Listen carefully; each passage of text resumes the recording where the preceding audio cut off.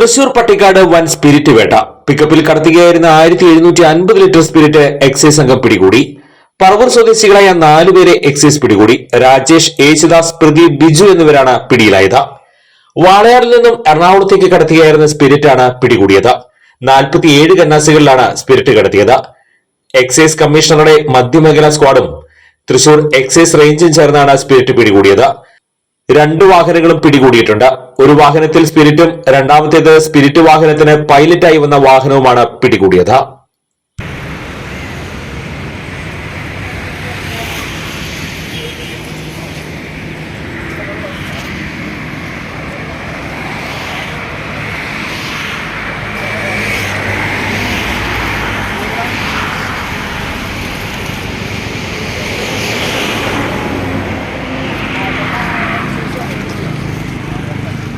ഇത് ഞാനൊന്ന് കട്ടി ഞാനൊന്ന് എന്നെ പിടിച്ചിട്ട്